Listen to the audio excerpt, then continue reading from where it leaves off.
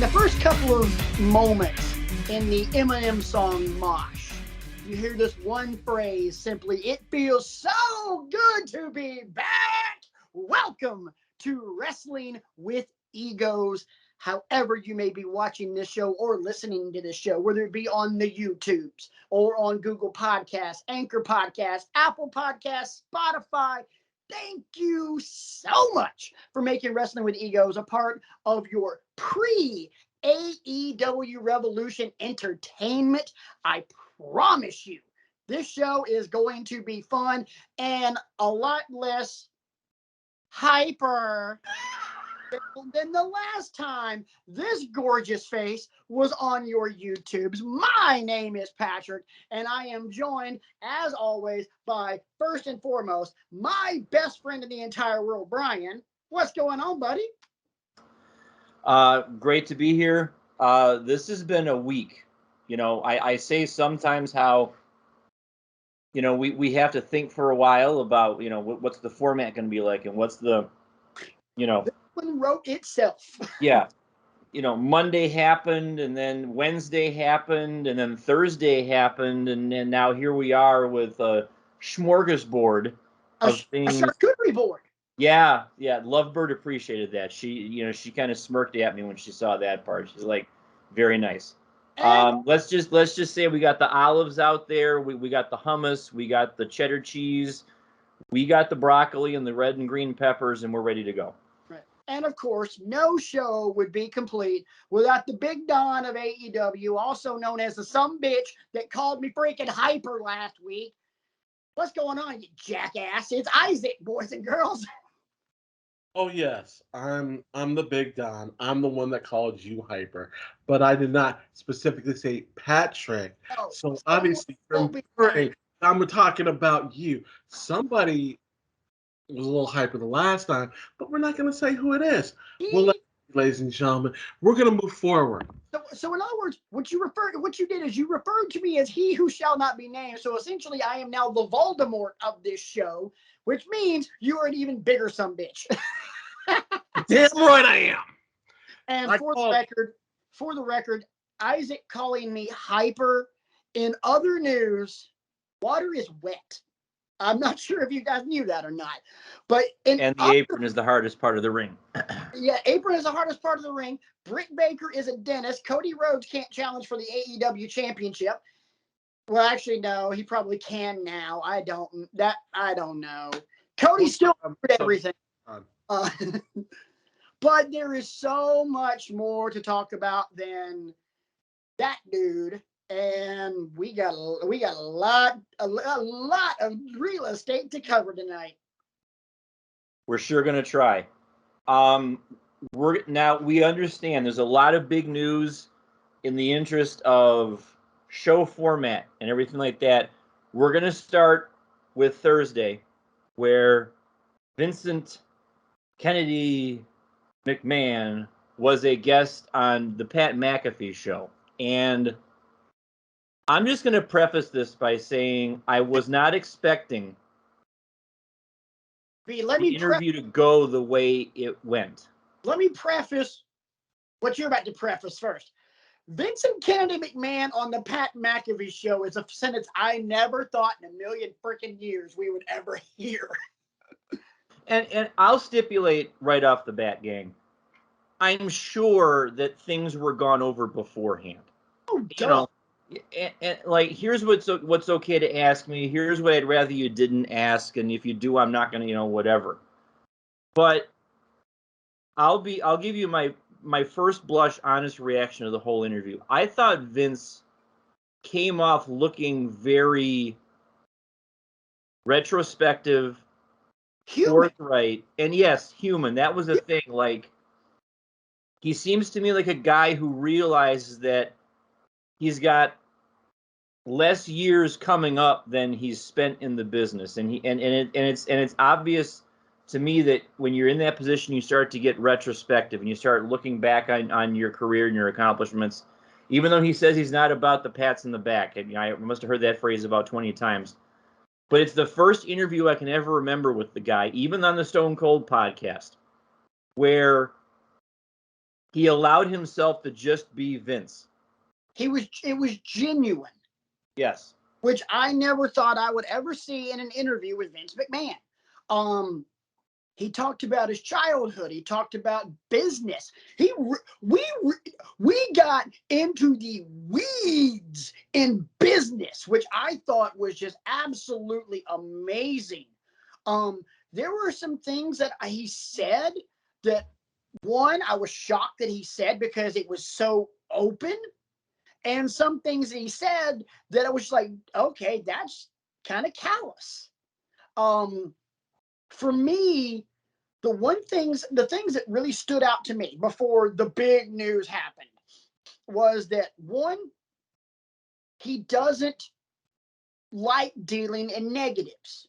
So the fact of the internet wrestling community, including us, and all the shit that we talk about Vince McMahon, he doesn't subscribe to it. He doesn't listen to it. He tunes it out. Because, although, for the record, if Vince could subscribe to Wrestling with Egos, we would love that. That would be great. First off, and I'm going to be a complete and utter shill, and I know when RJ sees this, RJ is going to drive to my house and kick my ass. But if Vince McMahon were to subscribe to Wrestling with Egos, I'll kiss Vince's ass. I will join the Vince McMahon Kiss My Ass Club. I'll do it. I'll do it with a badge of honor. Why? Because I am a shameless self-promoter, as we all know on this show.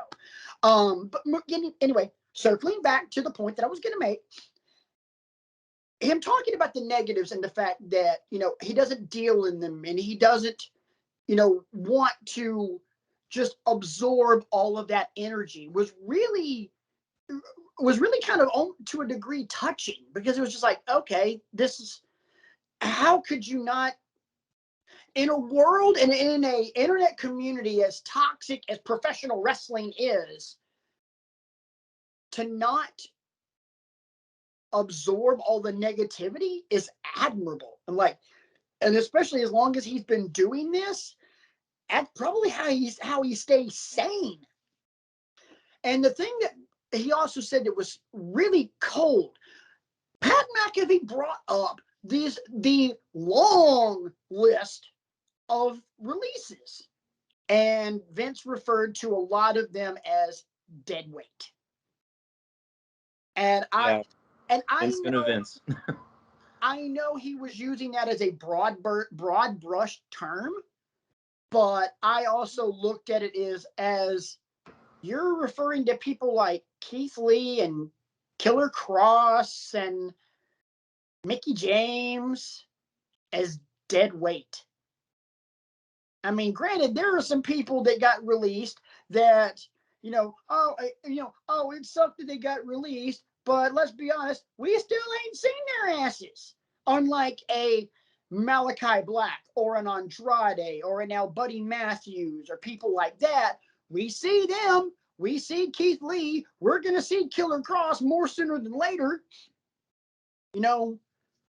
Kyle O'Reilly, Bobby Fish, Adam Cole, the list goes on and on.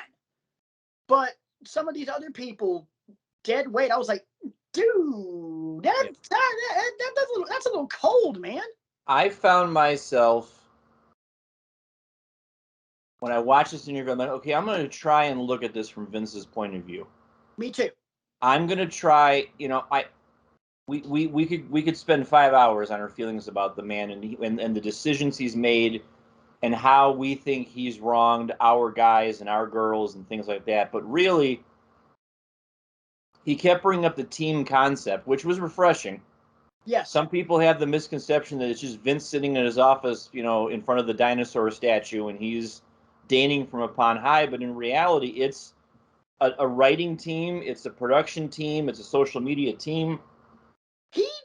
And the entertainers themselves. And here's the one thing that I kind of came around on. I think if you asked him, he would say that the term professional wrestler is too narrow. It puts the guy in a box. I agree. Sports entertainer opens you up to more opportunities. And from that point of view... Not just that, but WWE superstar. Yes, I get that. Now, we all say how we want the wrestling, but there's so much more. That this isn't the carnival circuit anymore. Right. This is not 1910 with George Hackenschmidt and all that. We want a fully developed performer who can go in the ring. That's why I find what Bryan Danielson's doing now is so compelling. He can go in the ring, and I guess he always had the ability to cut a promo, but the promos he's cutting now are so incisive and so scathing. Yeah. So I actually came away with this with a more positive impression of Vince than I've had in the past. I agree, and kind of piggybacking off of something you just said, the wrestling, wrestling versus sports entertainment thing. He addressed it and said, "There's always been wrestling. I used sports entertainment to set us apart." Which really is smart because it's branding. It's how are you gonna, When he said it, because we've always had, and honestly and truly, it's not like I'm completely buying that, but I can see his point of view. But we've always looked at sports entertainment as in sports entertainment versus wrestling as Vince considers wrestling to be a dirty word.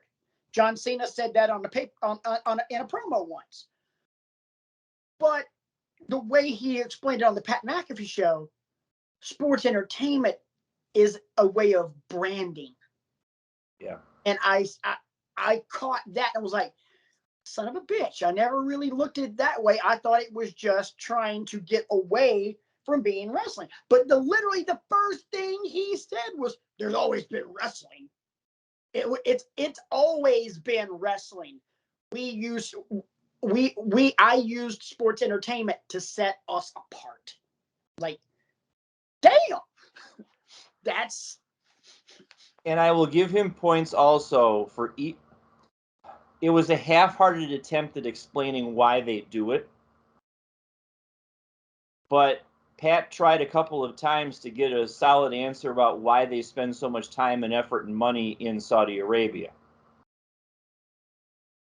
Vince tried to characterize it as people over there are enamored with the Western culture. And who are we to say that our way is the best way and all that kind of stuff? So I'm bringing what we do to the people. And on the surface, I was fine with it. But then when you drill down, you're still left with all of the ramifications of why you're doing business with that country and those people and that sort of a thing. So I was like, you don't get a pass on that. Not just those people, it's that person. Yes. It's the biggest problem in the Crown Prince of Saudi Arabia. And it's why I still will not watch any events that emanate from there. I'm the same way because, like I said, the last time I was on the show with you guys, he killed a report. He decapitated a reporter that wrote something that he didn't agree with. Right. Essentially, be like if Dave Meltzer wanted to cut the head. I'm sorry, if Vince McMahon wanted to cut the head off of Dave Meltzer. I mean, it's literally like the same general philosophy. But one thing that he did say, in addition to that, was, people over there are infatuated with Western culture. They hate our government, but they love our culture. And I was like, yes, yeah. Of all the things Vince said, truth and fiction, damn it if that wasn't truth. And this is the most political this show is ever going to get. Moving on. Well, this is probably the best time. I didn't know where to shoehorn this in. I am going to commend them for doing something. WWE. Okay. Are we still on Pat McAfee, or are we moving to the next thing? I'm just saying this for the sake of saying, because I don't know where I can put it in. Okay. ESPN reported earlier this week they have pulled all of their programming, the network, from Russia. Hell yes. Fine. Great. That's good, because I don't like any part of what's going on over there right now. And, we send all of our best wishes to the folks in Ukraine that are trying to get to safety and everything like that. It's, I want to sidebar on that real quick and still talk sports and still talk stuff, but instead of wrestling with egos for a moment, I want to discuss boxing with egos. I I'd like to point out that, number one, the mayor of Kiev in the Ukraine is in paramilitary gear and with a rifle, and he's fighting for his city. By the way, the mayor of Kiev is former heavyweight champion of the world, Vitaly Klitschko. Furthermore, God, I can't remember his first name. The president of the Ukraine is a former stand-up comedian. He's not leaving either. He's there on the ground with troops. And he's no joke. He's definitely, this Right. is not funny and all the rest of the other junk. I know I've been really, really quiet and saying some things. Go ahead, Patrick. Somebody else, continuing with my little thing of boxing with egos. I believe he's a current champion. I gotta look real quick, or if he's current, he's former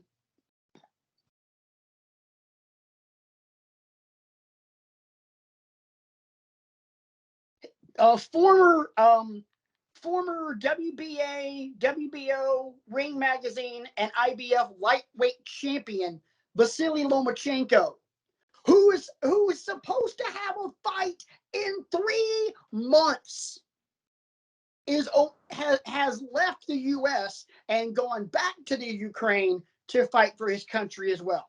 For the record, Vasily Lomachenko in the ring is a bad son of a bitch. Not saying Klitschko Klitschko wasn't either, but, and I gotta just sidebar again for just one moment. You talked about ESPN mentioning that WWE has pulled all of their programming and pulled the network from Russia. When ESPN reported that Vasily Lomachenko had left to go back to the Ukraine, they focused more on the fact that his fight in 3 months is now up in the air. I'm like, MFer, the dude could bury the lead. Fighting for the country, and you're worried about his stupid effing fight. Bob Arum, his promoter, isn't worried about his damn fight right now. No. Bob freaking Arum, the greatest boxing promoter of all time, is not worried about Vasily Lomachenko's next fight. He's worried about the fight that he's in right now. So, Isaac, I know that in the pre-show meeting, you said you did not get a chance to watch most of the Vince Pat interview. Based on the things that Patrick and I have said that were discussed and went down, has your impression of the man changed at all, and if so, in what way? A little. I can see the sports entertainment part of that, and changing it from the idea of just wrestling, because you're right, wrestling has been there for a very long time. I get that. I understand it. He wanted to change the narrative and change it up to something different. I do have a problem with those people that he stood here and he called dead weight. I have a huge, gigantic problem with that. The other problem I have is you were the one that signed them all. You were the one that knew what you were getting into. You knew that these other people had other opportunities to go someplace else and do something else with their time and their athleticism.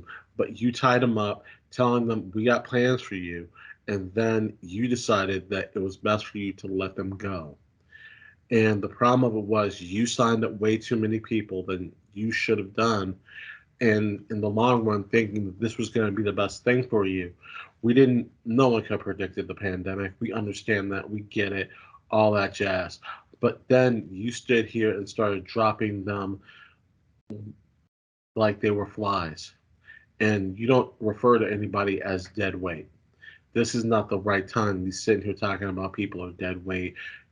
When we're just getting out of the pandemic. Don't do it.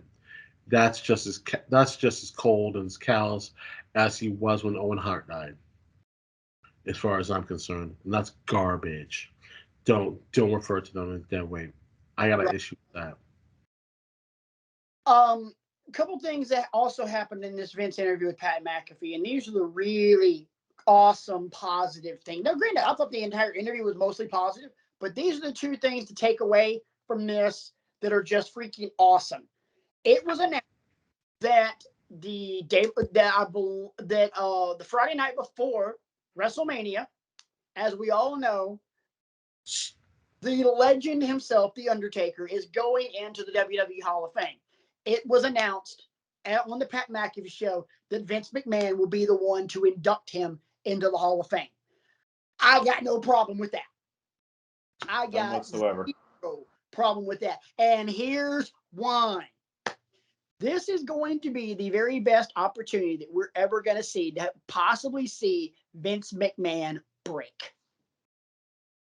Yeah. But he cares so much about the man himself, Mark Calloway. Because Mark Calloway is the one guy that never bailed on him. He never bailed to go to WCW. He didn't bail to go to Hollywood. He was always there. He's the conscience of the WWE, which, again, furthers my argument that there better not be anybody else on that damn Hall of Fame class. So, and we're 30 days out. It feels to me like we're trending in that direction. The fact that it's on Friday, April 1st, the fact that it's after a SmackDown show makes me think you can't realistically have a 6 or a 7 person Hall of Fame class like you've traditionally had. No, and or you do it like you did last year, where you give everybody 4 minutes, which I don't think, but which I know we're not going to get this year because Vince is inducting Undertaker. Vince McMahon's not going to go 4 freaking minutes talking about the one guy that saved his freaking ass.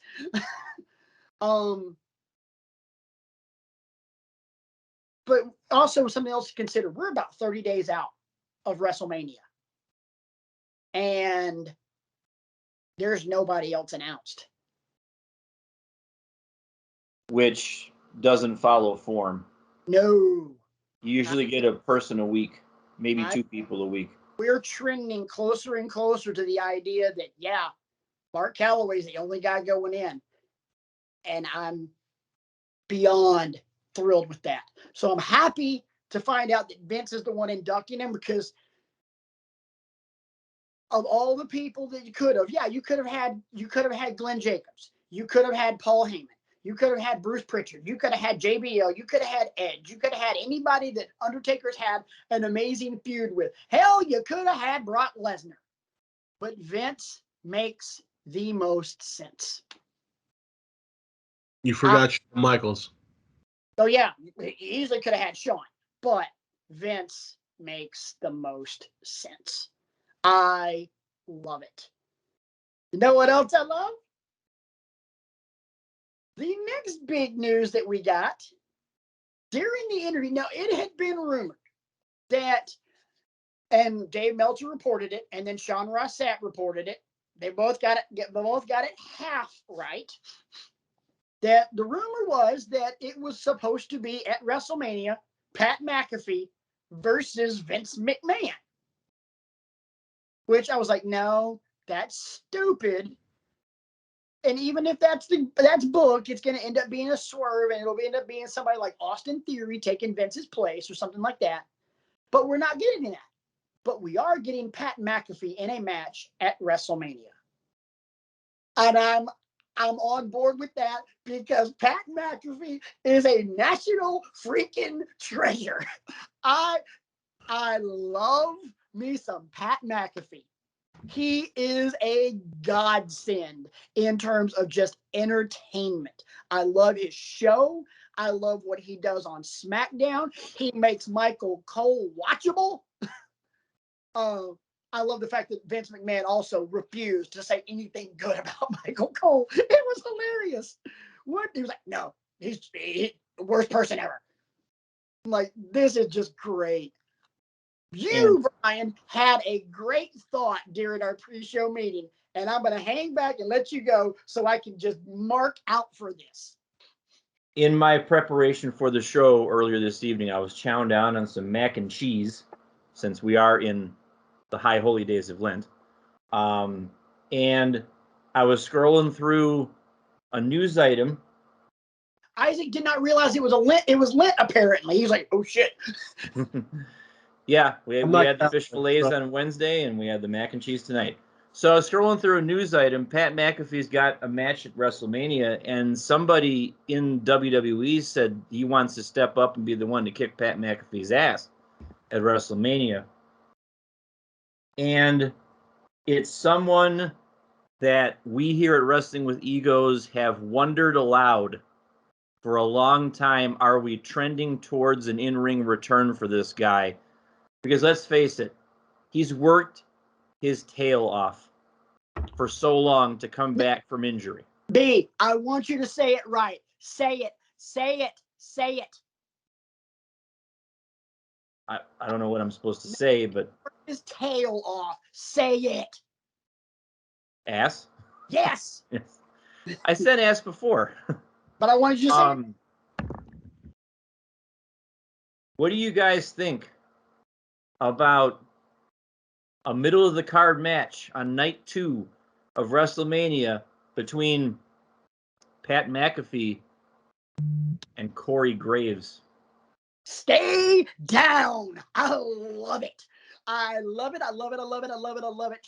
I know 6 words for you, boys and girls. Shut up and take my money. And here's why.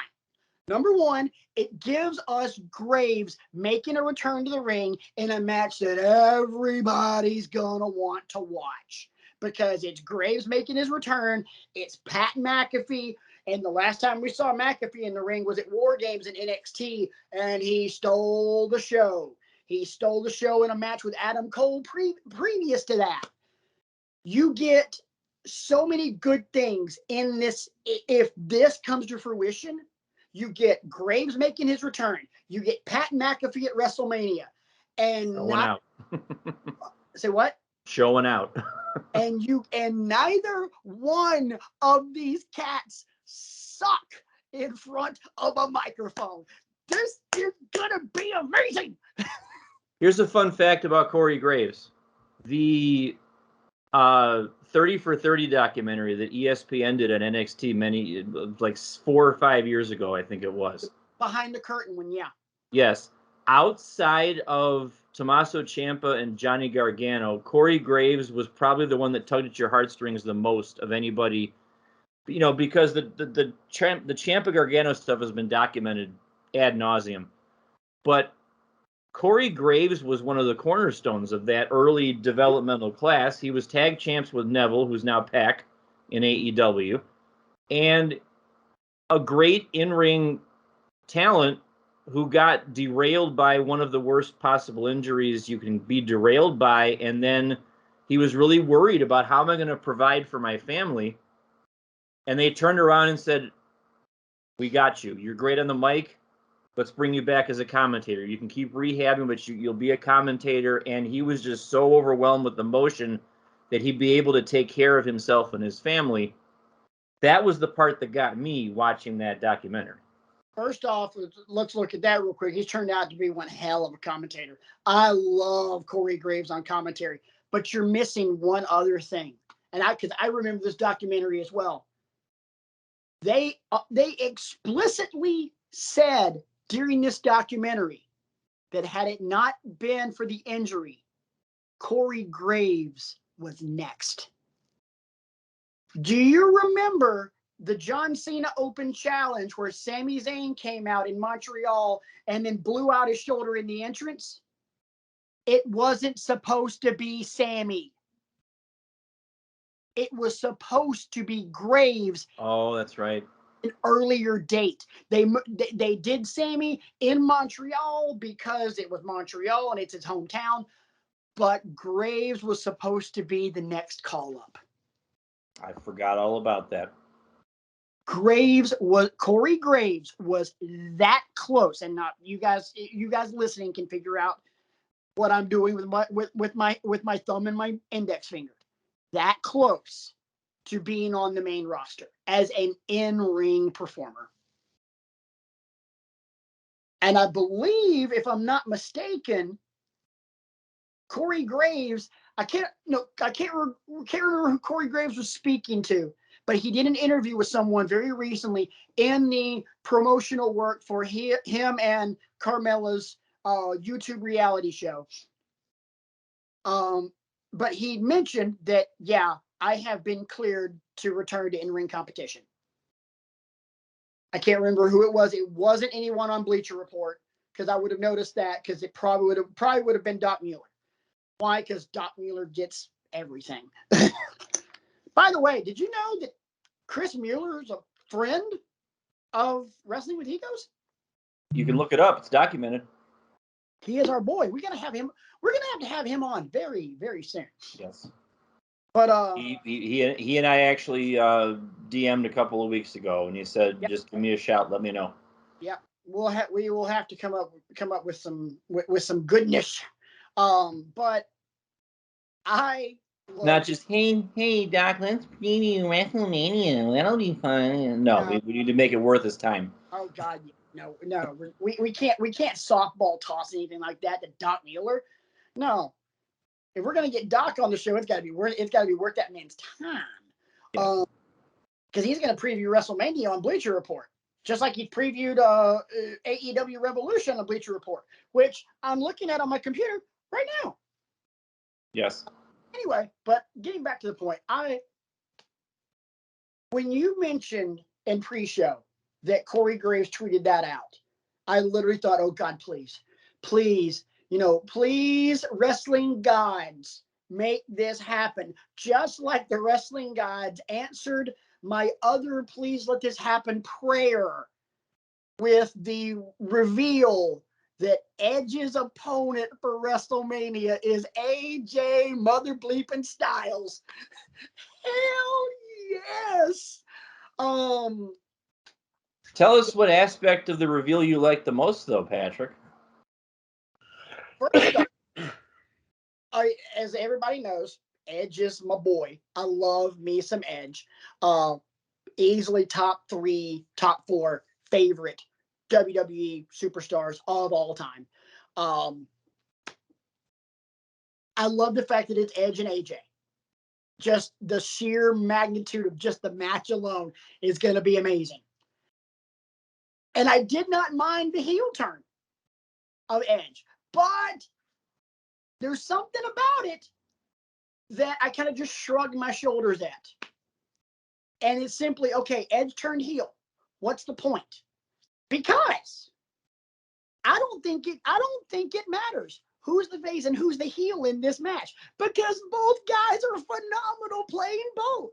Both guys are amazing. Yeah, with these two, it doesn't matter. No. Doesn't matter doesn't matter white and black on this one. Does not matter at all. I mean, you could have both of these guys cut asshole promos on each other for the next 30 days, and guess what? We're still going to be eyes glued to the TV when this match goes down, because it's two legends. You've got one a Hall of Famer, the other one will be a Hall of Famer. Edge is one of the most endearing characters and endearing people in wrestling because of how much he cares about the fans. The fact that he was one of us as a full-blown wrestling fan, and his comeback. People love Edge no matter whether he's a face or a heel because of that. And people love AJ Styles because AJ Styles is the best in-ring performer over the last 20 years. There might be people now that are better than him, maybe like a Kenny Omega, like a Kazuchika Okada, but nobody has had the longevity of an AJ Styles. I would also put forth that AJ probably gave Cody a template on how to bet on himself, because some of AJ's best years were spent in promotions where there were not a lot of eyeballs on him, and you have to go back and dig through the archival footage to see the stuff he did in TNA, see the stuff he did Impact and all that, and New Japan and all that. AJ Styles is a TNA original. Yep. I mean, he was on the very first show, which you can find on YouTube, by the way. But yeah, we talk every once in a while about AEW's 4 pillars. AJ Styles is one of the 4 pillars of TNA, without a doubt. But the fact that we're getting Edge and AJ, thank you. I don't care if this is the opening match. I don't care if this is the main event. I don't care where this is on the card. I'm not I will be on this couch in this exact spot that I am in, and my ass is not coming out of this seat until the match is over. And that means if I got to, I'ma hold it. And another thought just popped into my head. You know, last week, I think what came up was last week when Isaac and I were talking about it, or the week before when all 3 of us were on the show, about how we're, 30-some days out from Mania and the card isn't fleshed out yet. Well, damn it if the card isn't getting fleshed out right before our very eyes, almost in spite of themselves. You said that last week, and as I was listening to the show at work this week, listening to it, when you said that, I was like, I heard you say that. I was thought to myself, dude, just give it time. It's like what Denzel Washington said in Remember the Titans. It's just like Novocaine. Give it time. Yeah. It all works. Left side, strong side. Yes.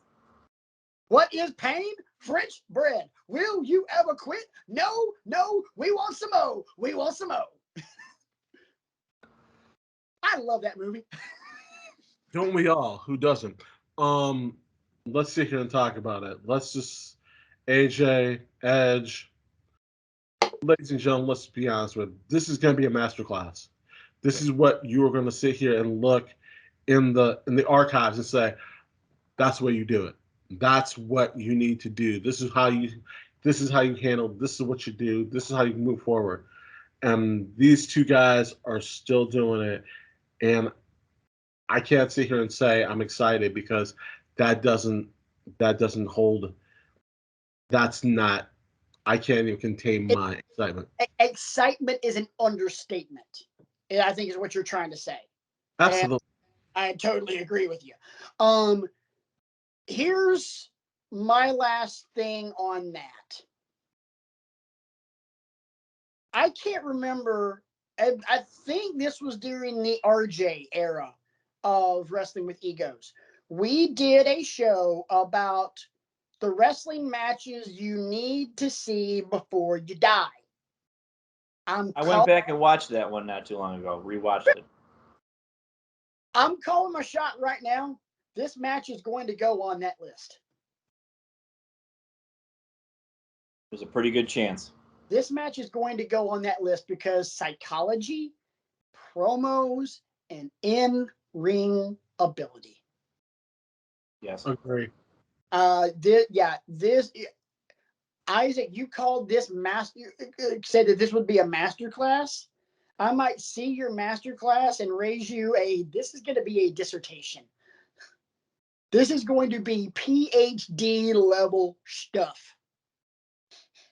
Lest you think that that's the only story in town. Oh, no. Oh, no. Wednesday night. This Wednesday, Tony Khan's got a big announcement. Before 2 days. You go there. I heard the announcement that there would be an announcement. And I'm like, oh, great. Here we go again. It's another one. I had no idea that we were going to get this one. And I saw in the group chat, RJ mentioned it. And generally we avoid spoilers on Wednesdays because I work night shift. Brian sometimes can't get to the TV on a Wednesday night to be able to watch it because of his job and everything else. RJ spoiled this one, and I was like, oh, shit. At first, all he had was just the row of eyeballs. Yeah. And so I queued it up. You freaking mental. And it makes everything going on in AEW make a lot more sense now. Brian? So Tony Khan comes out. with Tony Schiavone, introductions. And Tony says that he, and this is important, Tony Khan, has purchased Ring of Honor. The promotion, the video library, the intellectual property, the whole 9 yards. Just not the contracts, because contracts were all liquidated with when Sinclair closed up. Right. But there have now, been ROH guys going, hi.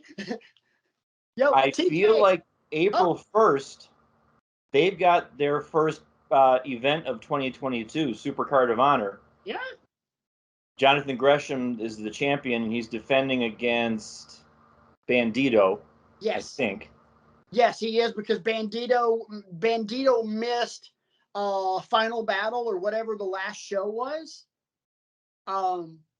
Whatever Ring of Honor's last pay-per-view was under the Sinclair banner. He missed it because of COVID, so they ended up having a title for the vacant ROH title, which it was Gresham and Jay Lee's. I think you might be right.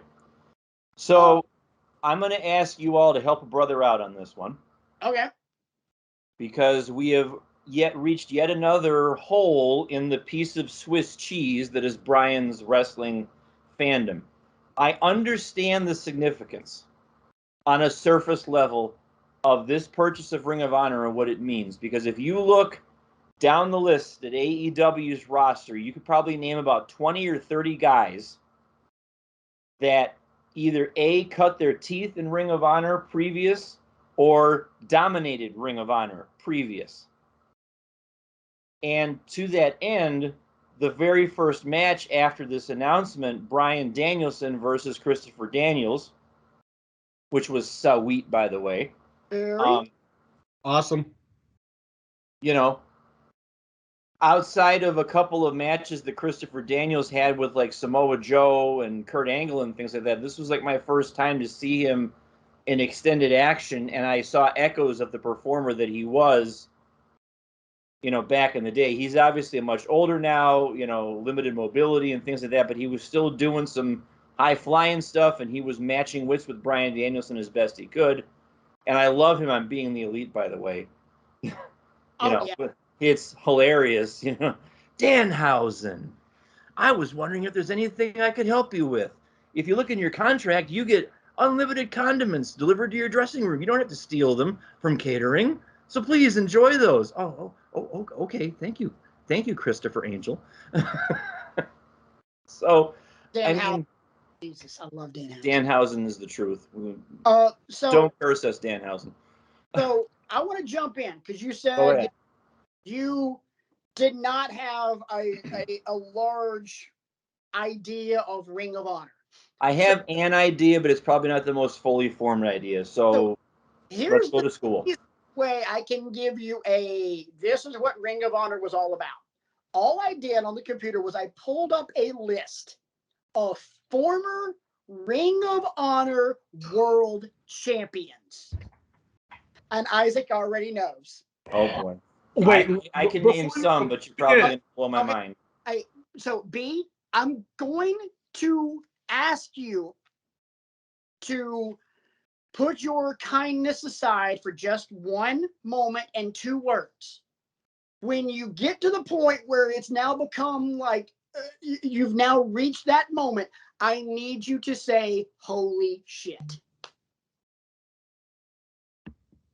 Let me preference this really quick. It's going to be really quick. That's all I'm going to say right there. It's going to be really, really short because I'm thinking to myself, oh, hell no. There are 35 different. There are 35 Ring of Honor world champions, and I don't think anybody had a there was 35 different title changes. Okay. How far do you think we get before we hear it? 6. Maybe. I'm gonna say we get to number 10, and I'll throw my hand up when we get there. Are you ready, Brian? Yeah. In order. And here we Go, Patrick, hit it. Low key. A guy named Xavier. Never heard of him. Samoa Joe. Austin Aries. CM Punk. James Gibson. Bryan Danielson. Homicide.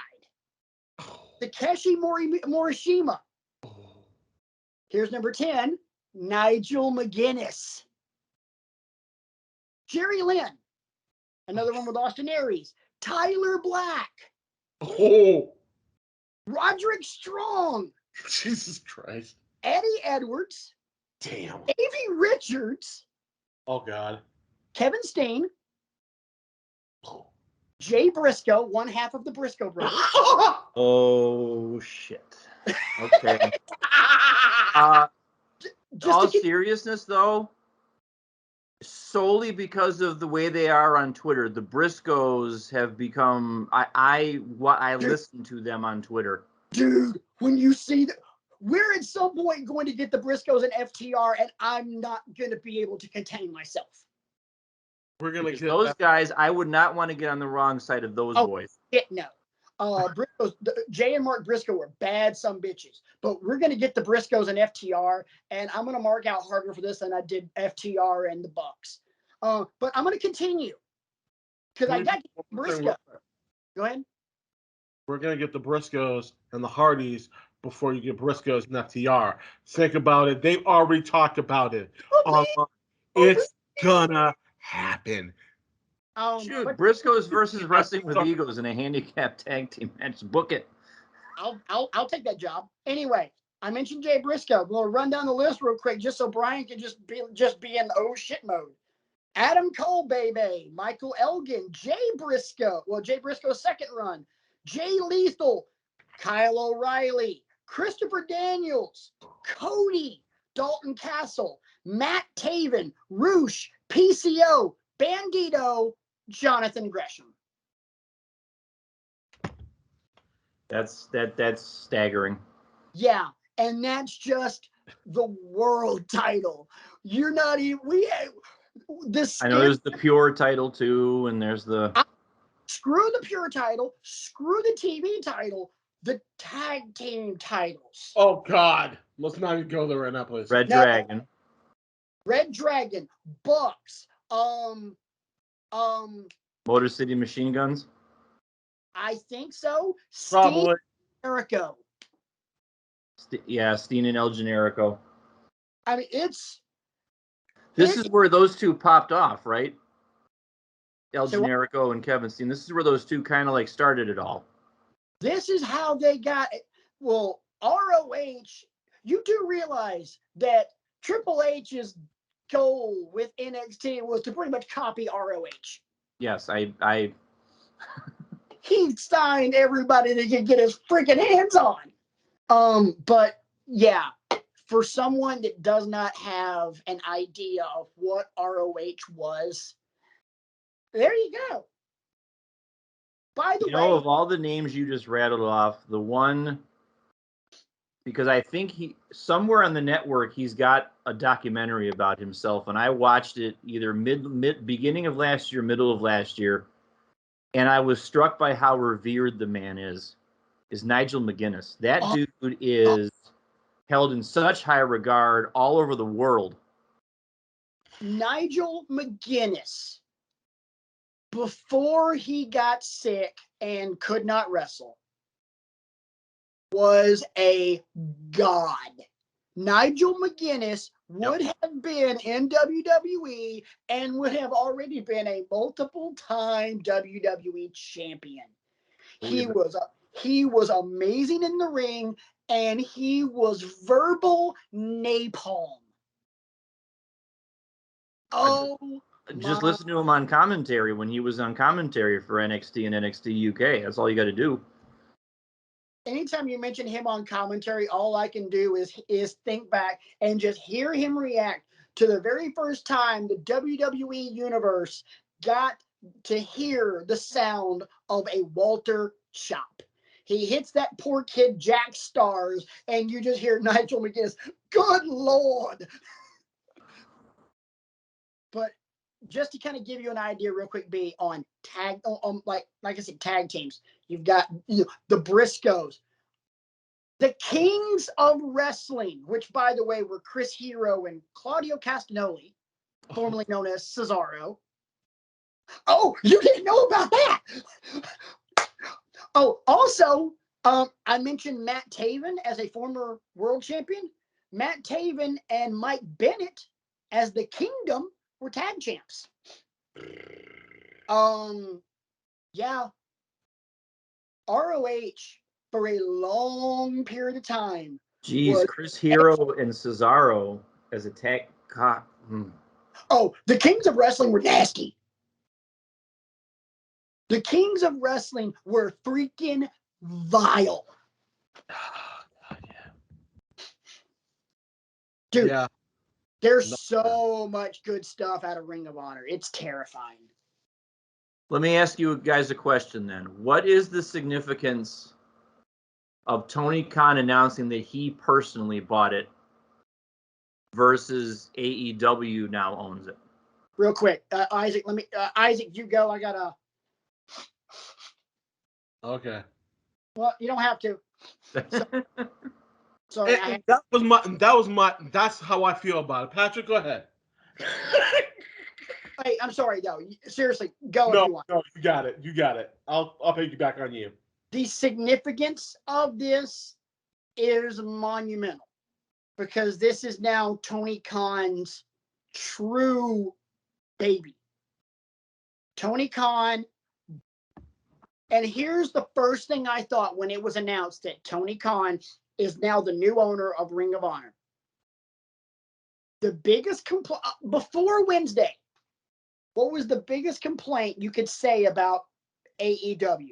That the roster was bloated beyond all recognition.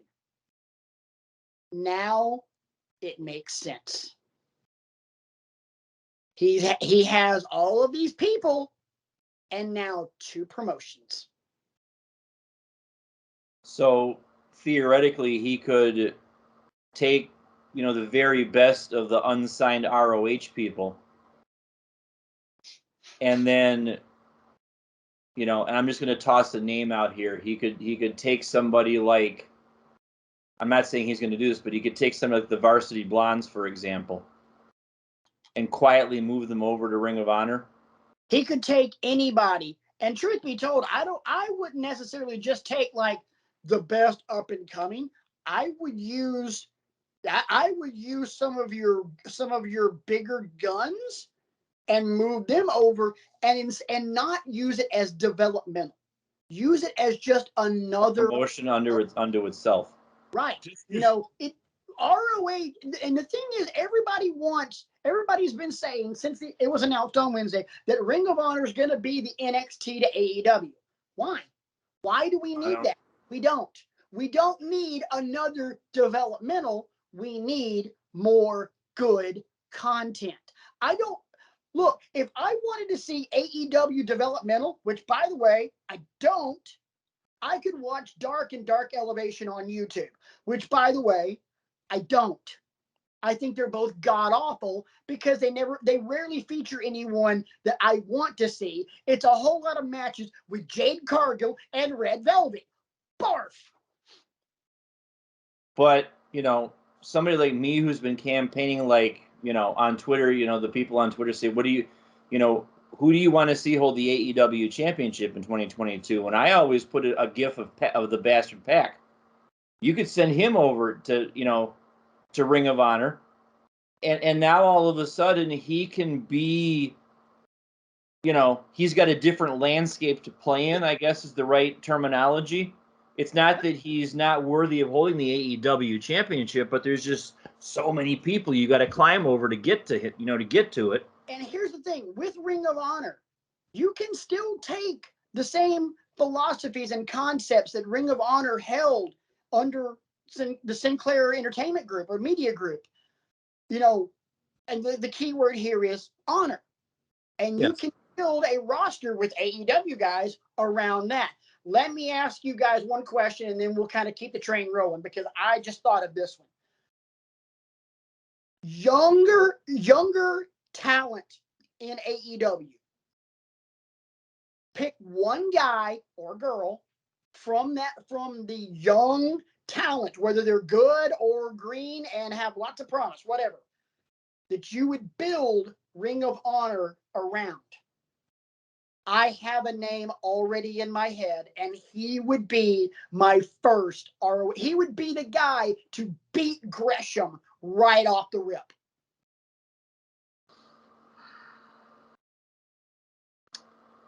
I would take, honestly, because I already know about this man and his skill set, I'd take Andrade and put him over there. Andrade would be good because you could also pair him up. If you could get Bandito and Roosh back together, because they ran together. But that's not what I had in mind. Isaac, you got somebody? Give me another minute because I'm thinking about this. Okay, I'll throw mine out there. I would take this kid and I would build him to be a god-awful monster. Wardlow. Because it's obvious they're trying to do that now. Yeah, exactly. They're already starting to, especially with MJF slapping Wardlow. It is Wardlow. The Wardlow face turn has now become a ticking time bomb. It's going to happen, and it may very well happen on Sunday if he were to cost MJF the dog collar match by power bombing the ever loving shit out of him, which could happen. But dude, I would build. There is nothing about Wardlow that I don't like. Good looking kid, hell of a look to him, good in the ring, hell of an athlete, and just when he hits the ring, the mood changes. And you're starting to see him go up against some stiffer competition. It's not just jobbers anymore. No, and the fact that it's just power bomb after power bomb after power bomb, and the fans love it. You know, they get as ramped up for the Powerbomb Symphony as they do Hook. And Hook's over like a mofo. Send Hook. Isaac, what you got? I thought about it. I kind of agree with where you're going with that, Patrick, but I'm gonna go a different route. Okay. I'm gonna go with Keith Lee. See, I would keep Keith Lee in AEW. I think that like I said, this is just me. I'm going in a different direction. I think, Keith, that you can build around a guy like that, and to build someone else up to try and take him out because he's so versatile. Yes. I personally think that Keith Lee has already built up too much equity for Ring of Honor. I think I hate to say it because I'm not trying to put Ring of Honor down, but I think he's too big for Ring of Honor. I think it would be like taking Bryan Danielson and sending him back to Ring of Honor. I don't think you can do it. You know, because no matter how many ways you're going to slice this, ROH is going to be number 2 to All Elite Wrestling. And I think people like Danielson, Lee, Omega, Page, Adam Cole, people like that, those are AEW. Those stay there. If you're going to make me pick a girl, Anna Jay. Because Anna Jay, unfortunately, is kind of getting lost in the shuffle with Dark Order. She's not figuring as prominently in their storylines right now. Dark Order's getting lost in the shuffle. True. They don't figure too prominently on, and it kills me because every time I see guys like Alan Five Angels on TV, I've already talked about how I think the world of him in the ring, because he surprised me late last year against Bryan Danielson, the way he hung in there and, had Danielson on the run for a portion of that match, quite frankly. But somebody like Anna Jay needs to take the next step in her development. Maybe for her, that next step is breaking away from the Dark Order and just trying to be better on her own on the mic, trying to be better in the ring, because she's good, but she's plateaued, unfortunately. I don't think I'd pull her away from Tay Conti, though. Those two are best friends, and I think they work extremely well together in the ring. And so you have the possibility for a tag team there. So for me, if I'm going to take one of the women from AEW and I'm going to build around her, believe it or not,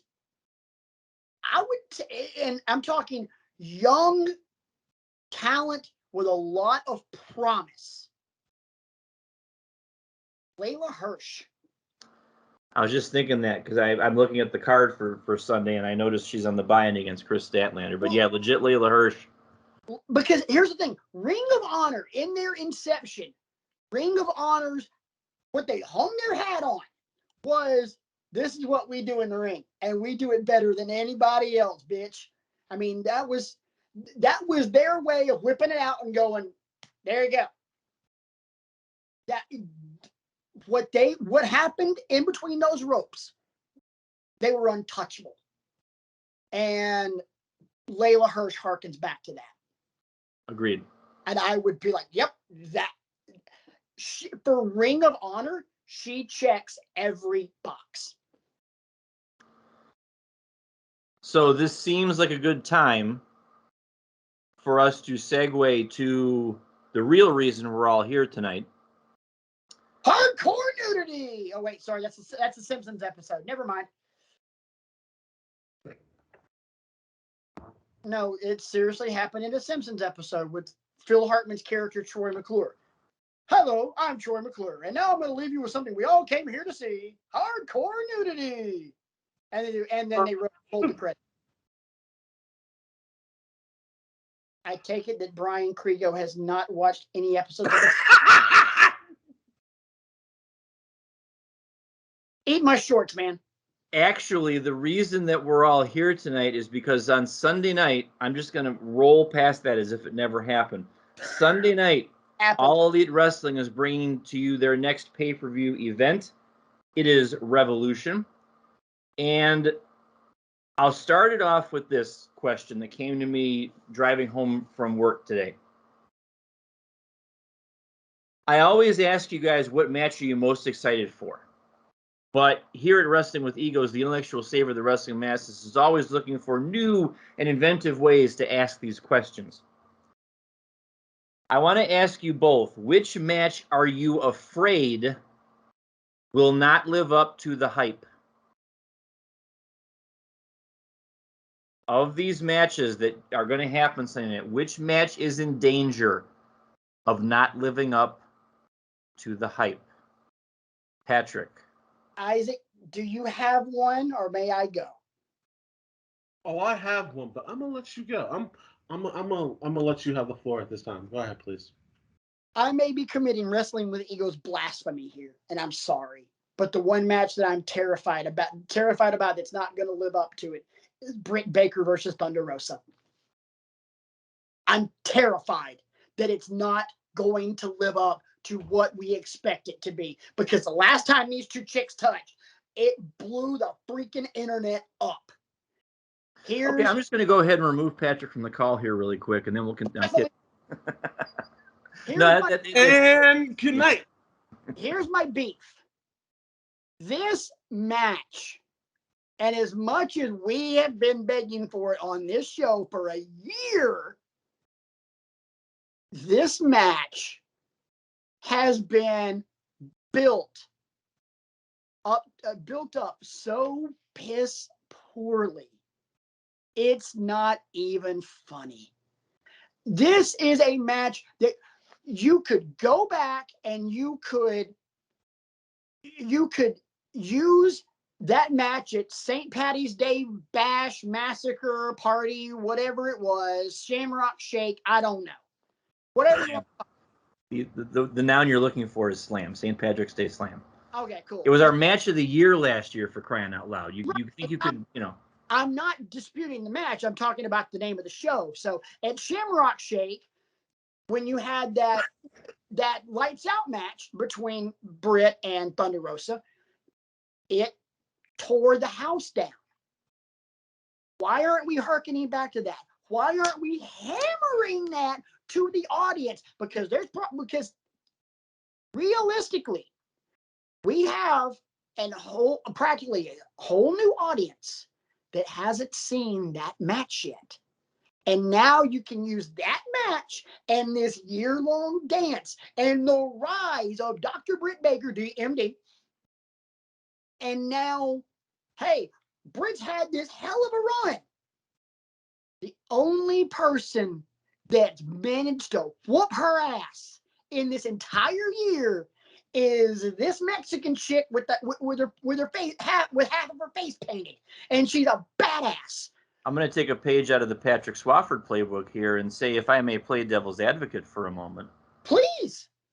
I don't know that she's been hitting it home the way you want her to, but one could argue that Britt Baker has been talking about that match, because you could say, yeah, Rosa, you won the match, but I'm winning the merch sales. I'm still the champion. It was a lights out match. It doesn't really count against my 1-loss record. She was saying all of those things for a while. I agree with you, though, that it's been booked improperly. I don't agree with the Mercedes Martinez inclusion. Mm-hmm. I'm getting tired of seeing Rebel and who's the other one? I know who you're talking about. Go ahead. Yeah, Jamie Hayter. Thank you. Be the punching bags every week. That gets kind of old after a while. It's like, how many more ways can you rearrange the deck chairs on this ocean liner? I'm just ready to see Baker and Thunder Rosa throw down. A lot of what I've been reading online, many people are predicting that Britt retains because this is the one that legitimizes her title reign. And then Rosa comes back around later on, when she's not suspecting it, that kind of thing. I personally do think it's time, though, for Rosa to win, because that means she gets more TV time.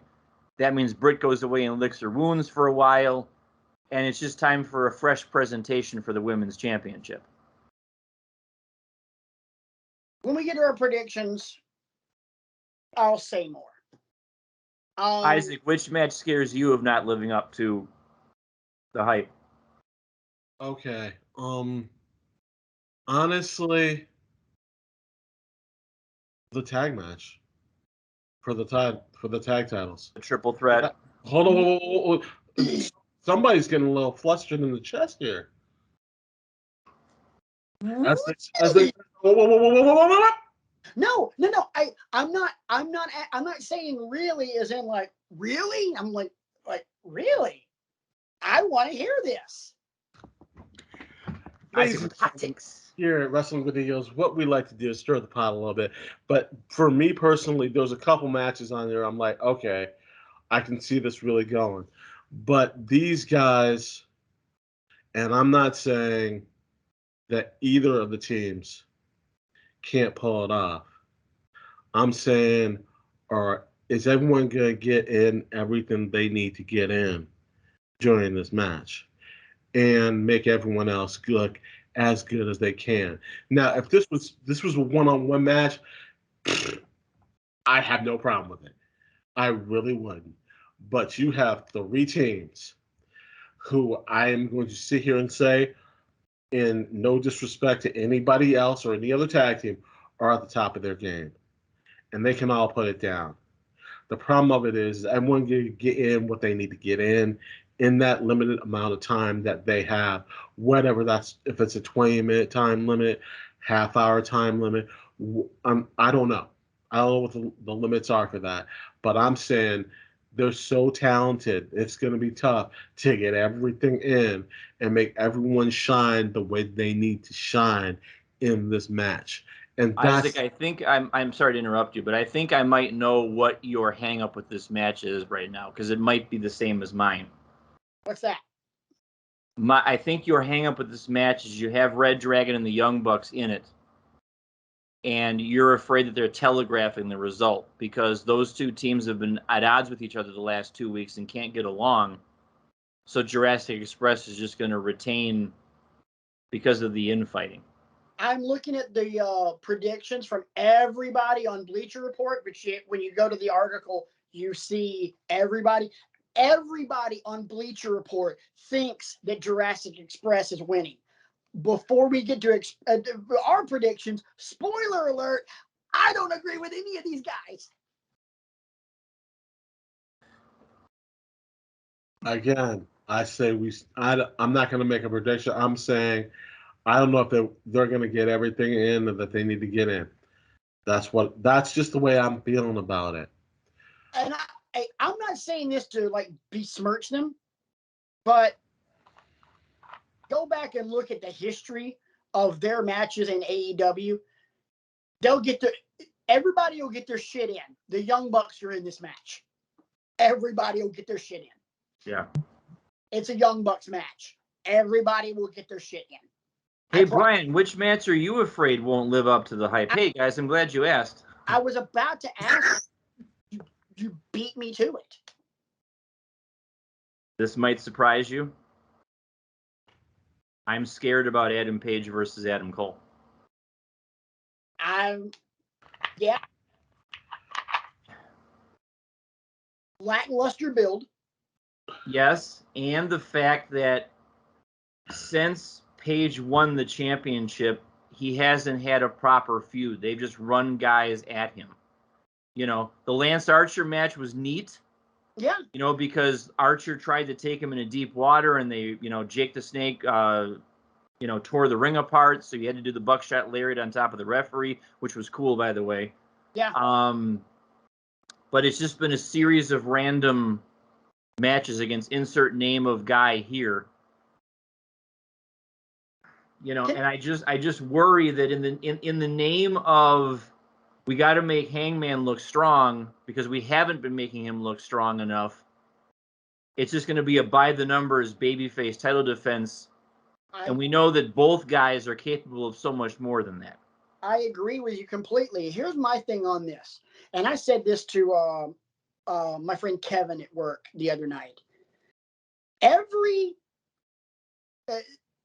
Hangman Page is the only AEW World Champion that they haven't booked worth a damn. They booked Jericho like Jericho. They booked like a world beater. Yeah, they booked Moxley like the certifiable badass that he is. They booked Kenny Omega like he's Kenny effing Omega because Kenny Omega is Kenny Omega. Unless you are a proven former WWE commodity and a former WWE World Champion or the best freaking wrestler on the planet, they don't know what to do with you when you have the World Championship. They have done nothing to help Hangman Page as World Champion. So far, in my opinion, his championship reign has been a cataclysmic failure. It's been inconsequential. Yeah, that too. I like cataclysmic failure. Yeah, that's because that'll put some asses in the seats. You beat me to it. Thank you. Adam Page and his title. The chase was amazing. But now what? You know what it reminded me of? WrestleMania 30. Yeah. Bryan Danielson's chase for the WWE World Heavyweight Championship, having to go through Triple H, having to beat Orton and Batista, pull off the win. Oh my God. Now what? Yeah. And okay, yeah. And the now what is the hardest part of booking professional wrestling. Right. And Tony Khan has missed on this now what. He did great with the Jericho now what. And then did great with the John Moxley now what. Took the now what for Kenny Omega and knocked that thing out of the damn park. The now what, if we're talking about knocking it out of the park, then the now what for Hangman Page has been a foul ball. Yeah, it's a dribbler up the third baseline that Patrick Wisdom is going to make a nice play on. And no, it's a little roller up along first. It gets by Buckner. Here comes Knight, and the Mets win it.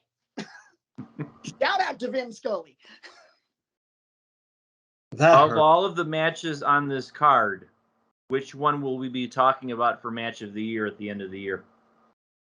Isaac, you're going first on this one, bud.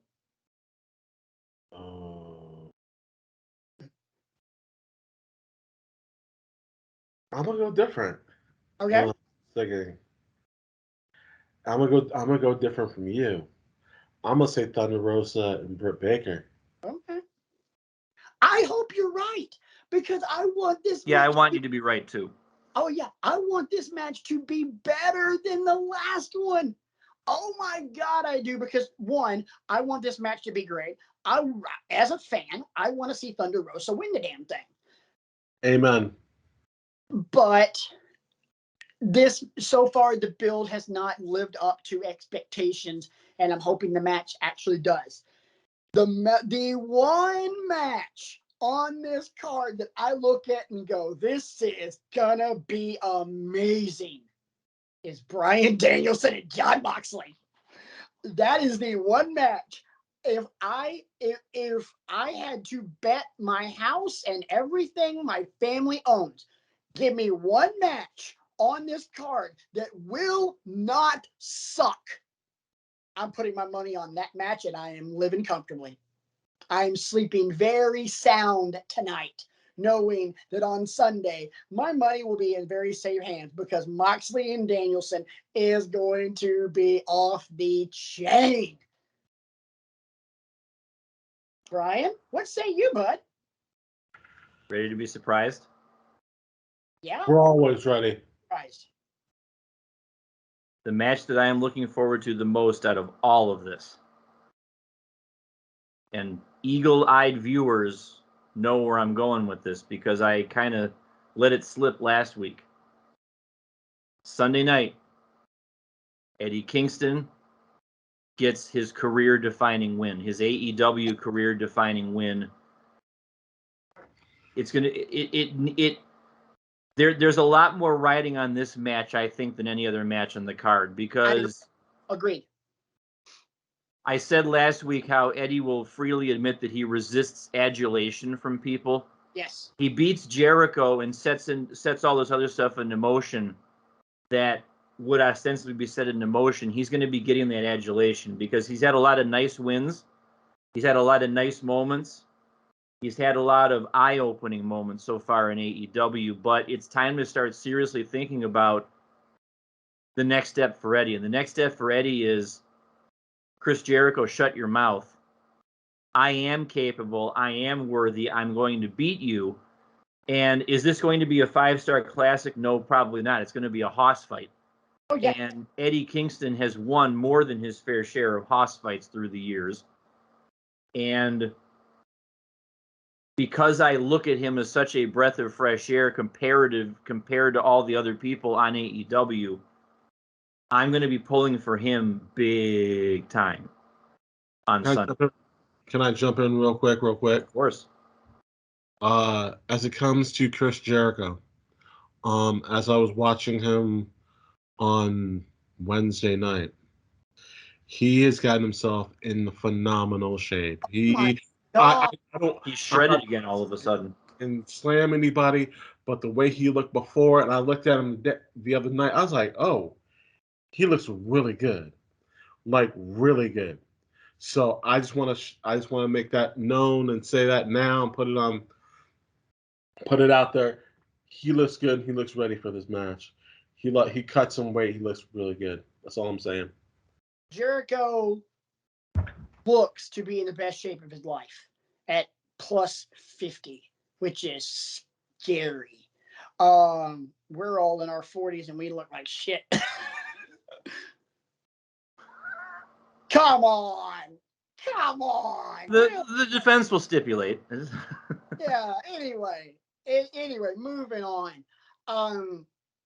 I think you're right about that. Eddie Kingston does get a career-defining win. Not only the adulation, but the validation. because he'll beat Jericho, and then he'll get a handshake from the man, and we're off. Yeah, I mean it's a long time coming. Pretty much ever since I read his article in the Athletic at the end of last year. I mean that told me everything. Pardon? Oh, the Players Tribune. Sorry. It told me everything I needed to know about the man. Absolutely. And I'm not trying to compare myself to him and say I've gone through the same things that he's gone through, but the things that I've had to deal with, I kind of found a kindred spirit a little bit, because everybody goes through those periods of doubt, why are things going the way they are? I can sit here and cry about it, or I can just attack tomorrow as another chance to, and that's his mentality. And that's one of the reasons why I've taken such a liking to him these past, 6 to 8 months that he's been on AEW television. Yeah.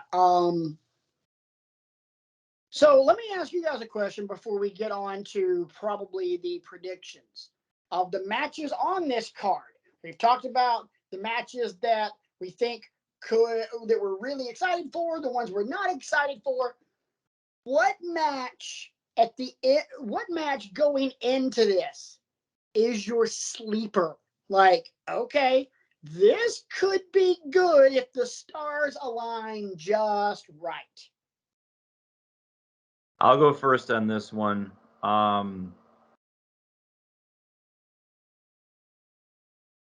Based on that criteria, I'm not talking buy-in matches. I think the Face of the Revolution ladder match, could wind up being because ladder matches are tricky. I mean, we talk about, the Money in the Bank matches the WWE's had in the past, and some of them are great and others just don't hit. And I would argue that AEW's ladder matches so far have been paint by numbers. Can we talk about the layout of this ladder match real quick? Because look at the people in this match. Orange Cassidy, Ricky Starks, TBD, probably all smaller guys.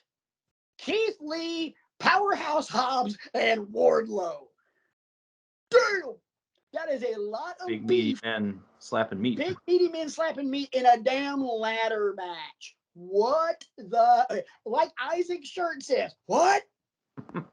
What? That's the thing, and that's why I look at that match like, okay, this could either be a train wreck or this could be really fun. I'm gonna tilt the scale towards really fun because we know what Keith Lee and Wardlow are capable of. I'm going to give a ton of credit to Ricky Starks for putting in some work and fleshing out his character and not just being the smarmy guy that doesn't really get in the ring that much and stuff like that. Like he's taken the next step. I'm starting to not hate him. And that's what we call progress, boys and girls. I think it's going to wind up being all ego Ethan Page in this one. I don't see how it can be Christian. I don't think it needs to be Christian. I think Ethan Page would, if he gets in the ladder match, it's the first step towards removing him from the Dan Lambert angle. It's going absolutely nowhere, in my opinion. But with that calculus, you've got 3, big guys and 3 little guys, and it'll be interesting to see the dichotomy there. So you've got some symmetry. I have a question for you. In each of their qualifying matches, all three of these monsters threw their opponents all over the ring in a game of anything you can do, I can do better. Yes or no? Do we get a competition in the middle of this match, much like we had at that one infamous Royal Rumble where Chris Benoit, Eddie Guerrero, and Hardcore Ollie beat the ever-loving dog shit out of Daniel Puder? You might. So here's the question. Who is it? Who's the poor sap that gets the 11 dog crap beat out of him? Honestly, I think it's Ethan Page. Probably. Yeah, it's him. Because Hobbs won't beat up Ricky Starks because they're Team Taz. And you're not going to beat up Orange Cassidy because Orange Cassidy is beloved by AEW. So I think it's got to be Ethan Page. And yeah, that would be, because Ethan Page is also not a small guy, but he's also not a big guy either. So any of those three behemoths could just whee. And I think we're gonna get a game of toss the ego. Jump in real quick. I'm thinking about this lately, and I know we got into predictions, but I got a feeling that whoever wins the women's title next, or wins the women's title, whether it be if Britt retains or if Thunder Rosa finally takes it, I think the way that they've been building it, that the next opponent is probably going to be Serena Deeb. Oh, no question. The way that they've been positioning Serena Deeb to face off against the next person, it's fun. They built that up, and they built her up in a great way. And if that's the case, and we're heading towards Serena Deeb as the next challenger, then it's got to be Thunder Rosa, because who wants to see heel versus heel? Exactly my point. That's all I'm saying. So, is there anything else we want to discuss, or do we want to get into these predictions? Let's get into these predictions. I'm writing mine down. Are we going to worry about the buy-in, or do we not care about the buy-in? Let's do them. Let's do them. I got the list right here, so I'll run them down. In the buy-in, we've got legit Layla Hirsch taking on Chris Statlander, as the great philosopher Isaac Smith would say. Who you got? Me? I'm going to take legit Layla Hirsch. I got a feeling Layla Hirsch has been putting in some work. They're gonna put her in. Not only has she been putting in work, they've been putting a focus on her in her heel turn. I like her heel turn, and like I said, I'd build ROH around her. I'm going Layla Hirsch.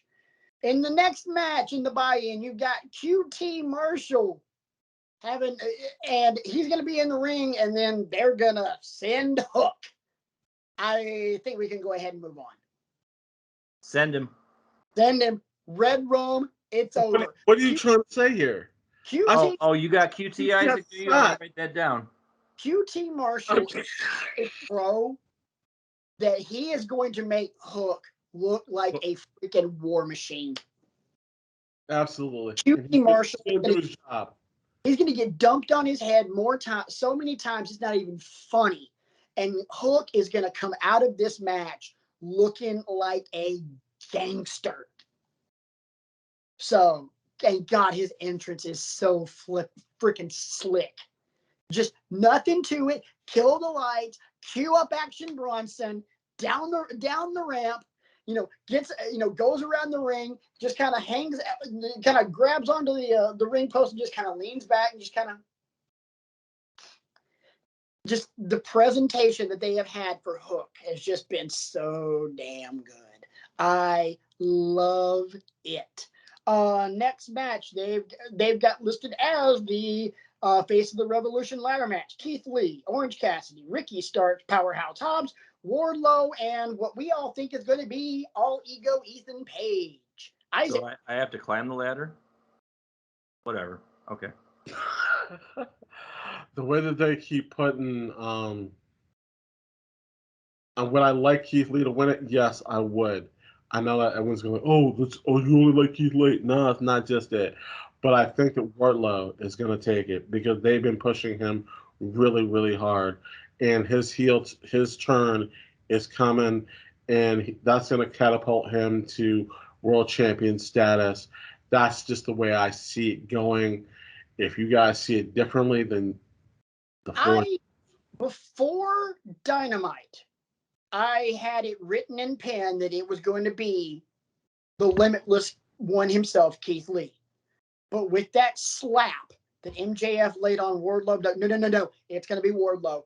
Wardlow's going to win this thing, and then MJF's going to have his dog collar match, and then we're just going to see how shit plays out.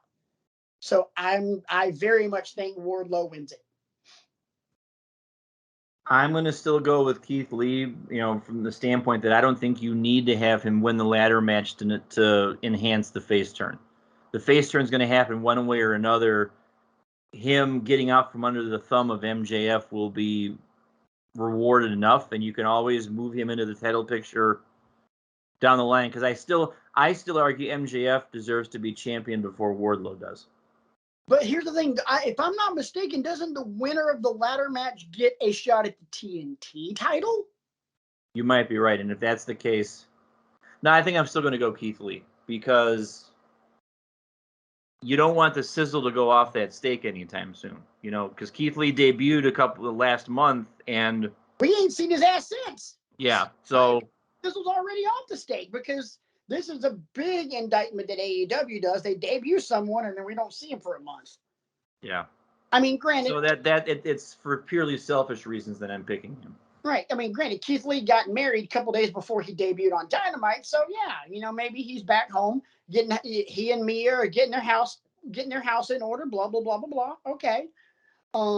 So next match, it's the AHFO with Andrade, Isaiah Cassidy, and Matt Hardy versus Sting, Darby Allin, and the dual champion, TNT champion, Sammy Guevara.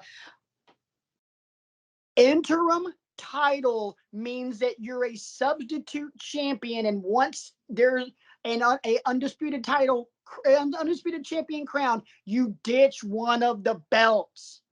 Why in the name of Zeus's butthole does Sammy Guevara still carry around both belts?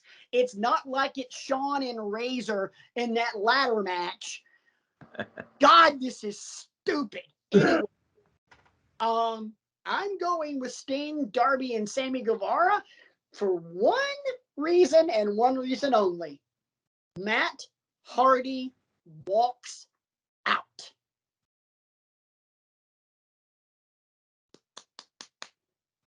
It's time. Hardy's walking. Yeah. And here comes Jeff. I agree. I agree 100%.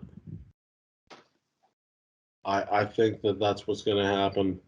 I think Sting, Darby, and Sam take it. Yeah, my screen went bluey for a second, so there was some fluctuation. Yeah, so yeah, I don't know if it's going to translate to that on screen or not. So if it does, guys, welcome special guest to the show, Jeff Hardy. Jeff, thank you for joining us. Yeah, thanks, Jeff.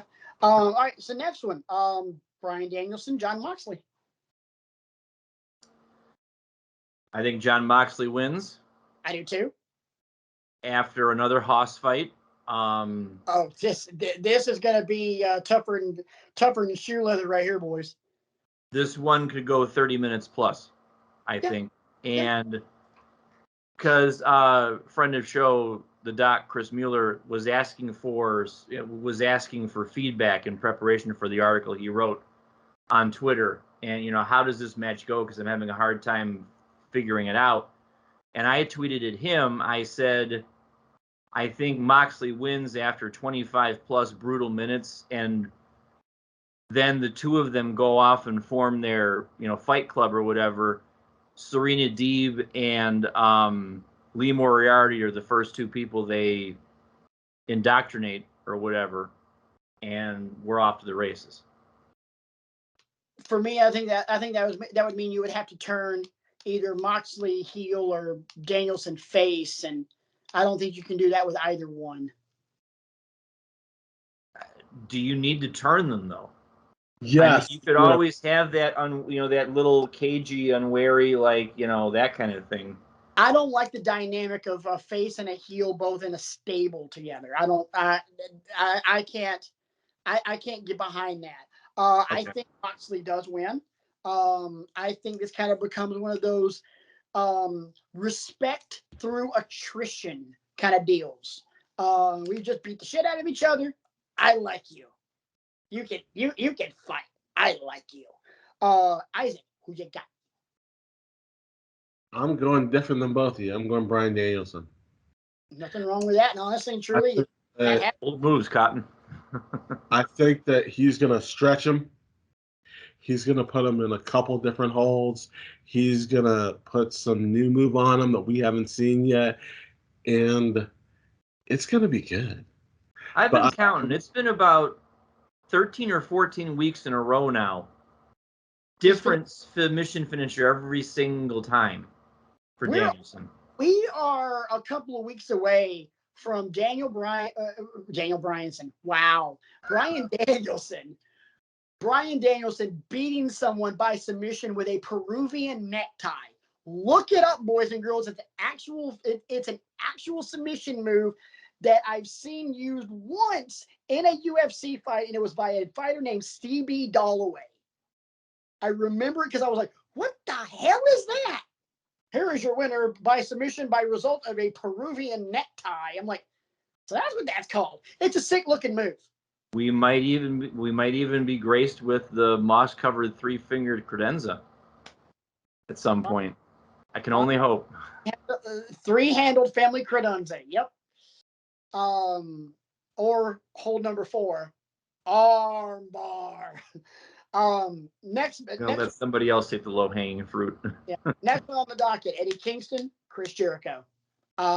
Kingston in a landslide. I don't think there's any way that this can't be Eddie Kingston. Agree. I got nothing else to say other than we've already talked about this before. It's Eddie Kingston. This is his in the story. Yeah. B.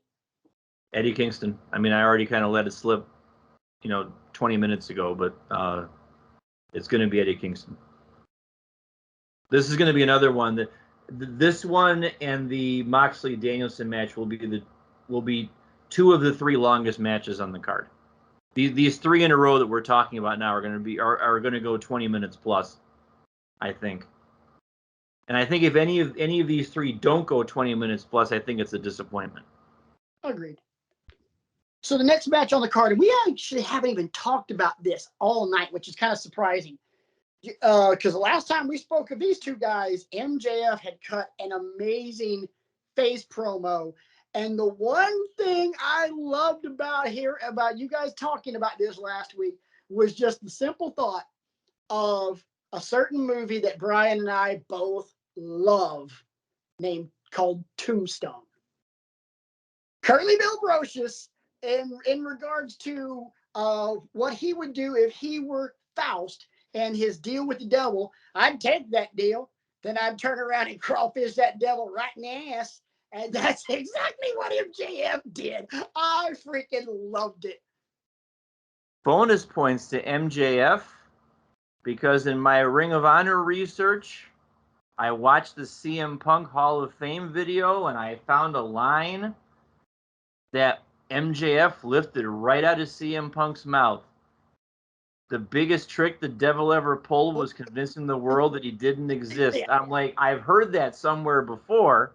I've heard it multiple places, because before it was CM Punk, it was Kaiser Soze in The Usual Suspects, played by Kevin Spacey. Amazing movie. Kevin Spacey, not too great of a guy, but that movie, nuts. But yeah, he said that, and I was like, there's that line. I mean, this feud, it was a nominee for Feud of the Year last year for the Iggy Awards. It will be a nominee for Feud of the Year again this year. You heard it here first. We can safely say this at the beginning of March. It's still got so much mileage on the tires left to go yet, I think. And just chef's kiss to everyone involved. Absolutely. So who you guys got? CM Punk. Isaac? Punk. Head says Punk. Heart says MJF, because the win would benefit MJF more. True. Because it's going to be brutal. Right. Punk's going to have to lose some equity. MJF could win this one, and then now the chase is on. And theoretically, MJF wins this. He's taking on Hangman Page, should Page retain. and he beats Page, and now the chase is really on because MJF has the championship, and here comes Punk. True. Punk wants a piece of MJF's ass, and he also happens to want the title. So I'm, you know what? I'm going to say MJF for that lone reason. Okay, I'm just going to mention the match, and we're going to skip it because it's a foregone conclusion. Jade Cargill is going to beat Ty Conti. No, she's not. Just kidding. What? Yeah. Anyway, moving on. AEW World Tag Team Championship. Jurassic Express taking on the Young Bucks and Red Dragon. Isaac, who you got? I got a feeling the Young Bucks are going to take it. I think that Jurassic Express should retain, but somehow I keep thinking somehow the Bucks take it. Brian. I think what I said earlier is going to happen. I think the story of Red Dragon versus the Bucks doesn't need the titles to tell it, based on their history with each other. So I think the infighting leads to Jurassic Express stealing a victory by hook or roll up, something like that, fluke win, and then they go off and, hey, how about Jurassic Express versus Proud and Powerful at the next pay-per-view? And Proud and Powerful is your new tag champions. I can get behind that. I think it's Red Dragon because, yes, there's animosity between the Bucks and Red Dragon. And I don't know if you guys saw this or not, but on AEW's YouTube page, when they had the clip of Red Dragon and Adam Cole interacting in the ring on Dynamite, they named them the Undisputed Originals. Oh. Which kind of makes me mad because instead of never mind. I don't know how to spell. Moving right along. I think it's I think it's going to be Red Dragon, and they are going to screw the Bucks. They are going to completely hose the Bucks, steal the titles like as Gorilla Monsoon would say, like a thief in the night, and that is going to begin the fracture between the Elite and the Undisputed Originals. Because you'll get Cole, Fish, O'Reilly, just like it should be. And then you're going to get the Bucks and maybe Hangman. That would be cool. Right. That's all right. So I've got all three of us on that one. All right. Women's title, Dr. Britt Baker, DMD versus our girl, Thunder Rosa. I'm picking Rosa on this one. I still think it's time. Despite me playing devil's advocate a while ago, I was just doing it for the sake of argument. I think it's time for Rosa to win the championship. Isaac? In my heart, I want Rosa because she's getting played out as much as Roman Reigns is getting played out. Still holding that title. Roman Reigns ain't played out. Roman Reigns is the hottest thing in wrestling. I don't care what company. Roman's booking, as WWE has handled it, has been damn near flawless. I would argue that one. Oh, We'll take that for a later time. Tune in next week, boys and girls. I don't know. I'll probably take next. I will. I got some things to say about that, but that's another subject for another time. I think that it's about time that the DMD dropped the belt to Rosa, but in my heart, I got a feeling they're gonna sit here and keep the belt on her for some reason. I don't. I think we're gonna get a new women's champion for multiple reasons. And I've actually been processing this throughout our show. Thunder Rosa, in my opinion, is going to win it because of how lackluster this has been built. What better way to pop the audience than for the build to be ho-hum, the match to be holy shit, and then Thunder Rosa get the win out of nowhere. So, Isaac, for the sake of record keeping, did you pick Britt? Heart Thunder Rosa. Mine, Britt. Sorry. What am I writing down on the paper? Britt. Okay. Britt. And finally, for the AEW World Heavyweight Championship, even though it's the World Championship, I like saying World Heavyweight Championship because it just sounds cooler. Hangman Adam Page versus Adam Cole, baby. Who you got? I guess I'll go first on this one, ladies and gentlemen. I think it's going to be Hangman. I think he's gonna retain. I think that he also needs. I think that Adam Cole needs to build him up as a legitimate champion because the way that they've been building him up has been a bunch of doo-doo. Excuse my language, sorry, ladies and gentlemen. But that's just what it is. It's been horrible. Shit. I think saying doo-doo, and I've said shit on this show multiple times today, and Brian's even said shit. Like I said, ladies and gentlemen, this has been some. I'll let it go. I'm trying not to curse on a Friday. You know, I'm gonna let that one go. So that's the way I feel about it, gentlemen. How you feeling? B. Let me offer my congratulations to the new Being the Elite champion, Adam Cole, because he got a taste. He got a taste of the BT title, but Adam Page retains. This is gonna be a nice match. I don't know if it's gonna be quite the barn burner we want it to be, but I think it will be a great match, and Adam Page retains because Adam Cole's mind is gonna be elsewhere, I think. I think Page retains, and I think this puts us on the road to a small feud between the Undisputed Originals, the Bucks, and Hangman. Because we can't get Kenny right now because Kenny's still hella banged up. I'm throwing this out there. I don't think we see Kenny Omega until January. Which is smart, given all the things he's trying to rehab from.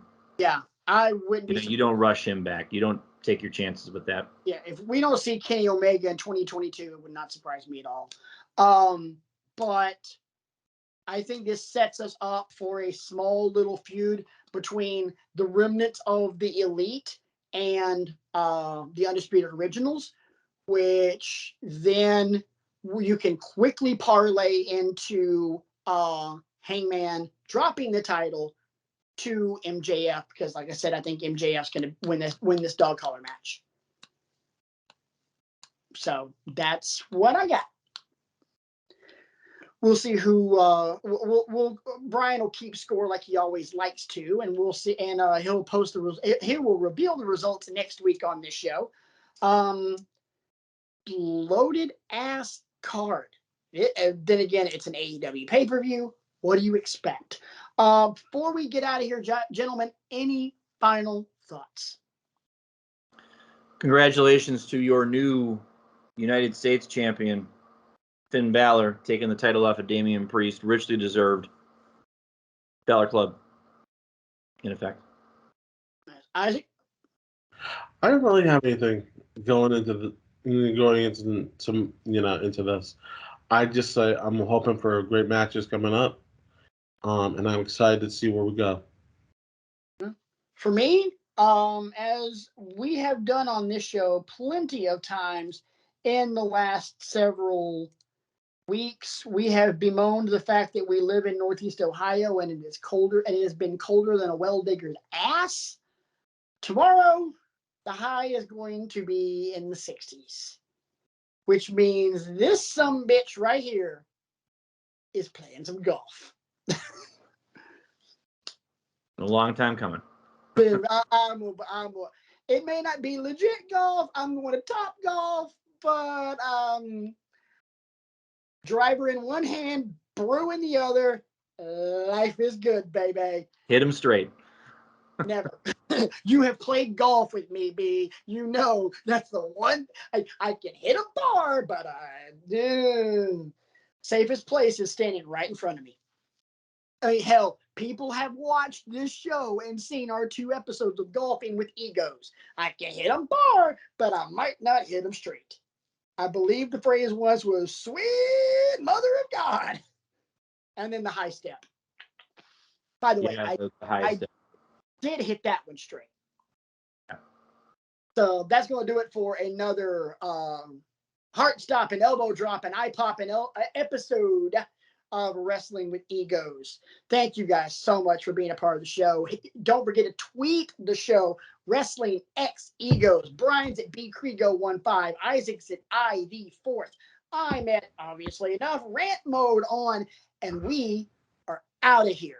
Thank you guys so much for watching. Don't forget to like, subscribe, share, click the bell for the notifications. Don't definitely leave a 5-star review. And remember, it is still the drive for 500 subscribers, and I'm taking some chops. Come on. You want to see me suffer for your viewing pleasure. Subscribe so that I might suffer to enrich your lives. Well, when you put it that way, that's a hell of a sale right there, boys and girls. Subscribe so that I can suffer for your enjoyment. Gleefully, I might add, with the love, with a smile on my face and the love of Jesus in my heart, as I take chops for your viewing pleasure, and then pray to God to make it stop because it hurts. Oh God! Anyway, moving on. Because the music's playing me off like it's the damn Oscars. So hey, okay, we gotta go. Hey, wrap it up. So for Brian, for Isaac, I'm Patrick. Been Wrestling with Egos. We'll see you next week. I'll catch y'all later. And just remember one more important thing. This is why we love wrestling. We'll see y'all later.